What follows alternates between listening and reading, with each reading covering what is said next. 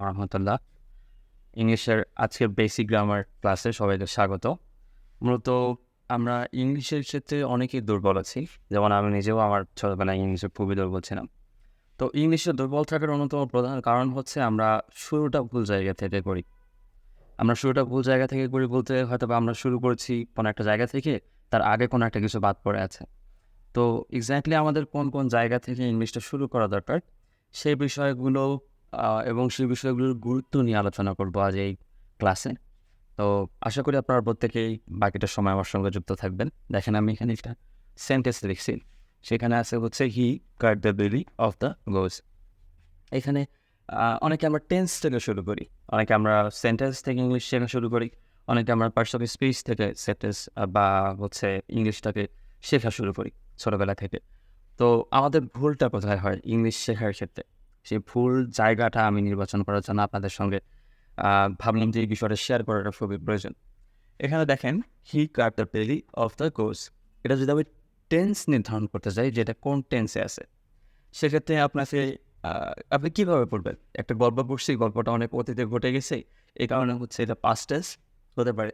আবার যদি আমরা ভার্বের দিকে তাকাই, সেক্ষেত্রে কাট তো প্রেজেন্টেও হয়, পাস্টেও হয়, আবার পাস্ট পার্টিসিপলও হয়। সেক্ষেত্রে এটা এক্স্যাক্টলি কোন টেন্স হতে পারে? তো এটা নির্বাচন করার ক্ষেত্রে দেখেন আমাদের কোন জায়গায় ফিরে যেতে হচ্ছে।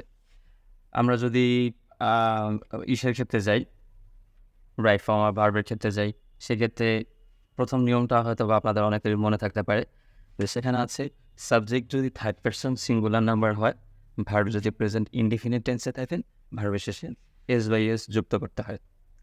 দেখেন এখানে আপনার সর্বপ্রথম আসতেছে নিয়মটা হচ্ছে থার্ড পারসন। থার্ড পারসনের ক্ষেত্রে আপনাকে সর্বপ্রথম শিখতে হচ্ছে পারসন, তাই না?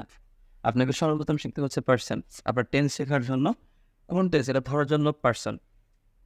তার পরবর্তীতে সিঙ্গুলার নাম্বার হয়, সেক্ষেত্রে আপনাকে নাম্বারটাকেও শিখতে হচ্ছে। অবশ্যই ২ নম্বর গুরুত্ব হচ্ছে নাম্বার। এবং এবং পরবর্তীতে দেখেন ভার্ব যদি প্রেজেন্ট ইনডিফিনিট টেন্সে থাকে এবং পরবর্তীতে হচ্ছে আপনাকে ভার্ব যদি প্রেজেন্ট ইনডিফিনিট টেন্সে থাকে, ভার্বটা কি? Parts of speech. তার মানে পরবর্তীতে আপনাকে শিখতে হচ্ছে পার্টস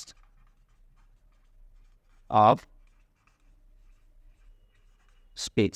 অর্থাৎ আপনি এক লাফে সরাসরি টেন্স নির্ধারণ, সেন্টেন্স নির্ধারণ, তারপরে হচ্ছে বিভিন্ন কিছু ন্যারেশন, ভয়েস চেঞ্জ, আপনি যেটাই করতে চান, আপনাকে এই টেন্সটাকে শিখতে হবে। এই টেন্সটা শেখার জন্য তার পূর্বের কিছু কাজ আছে। তার আগে সর্বপ্রথম আমাকে পার্সন নির্ধারণ করতে হবে, পরবর্তীতে নাম্বারটা শিখতে হবে এবং লাস্টে পার্টস অফ স্পিচ। এর মাঝে যদি আপনি জেন্ডারটা যদি শিখতে পারেন, এটা আমি বলবো কম্পালসারি। জেন্ডারটা শিখতে পারেন, এটা আরও ভালো হয়, কারণ জেন্ডারটা ইংলিশের অনেক গুরুত্বপূর্ণ একটা ব্যাপার।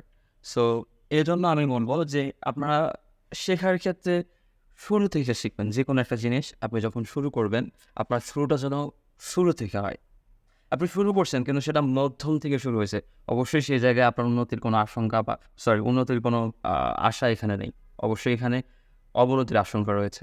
তো আমরা শুরু করি পার্সন থেকে, কারণ আপনি যখন পার্সন নির্ধারণ করতে পারবেন, যখন নাম্বার বা পরবর্তীতে পার্টস অফ স্পিচ নির্ধারণ করতে পারবেন, পরবর্তীতে আপনি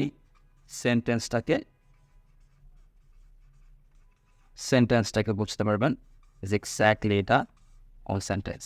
এবং sentence, person, number, parts of speech, at least gender, এই কয়টা জিনিস যখন আপনি ক্লিয়ার আইডিয়া পাবেন, পরবর্তীতে আপনি ইংলিশের পরবর্তী যে মূল্যবান বা হচ্ছে গুরুত্বপূর্ণ ধাপগুলো আছে, এগুলো আপনার কাছে খুবই সহজ মনে হবে।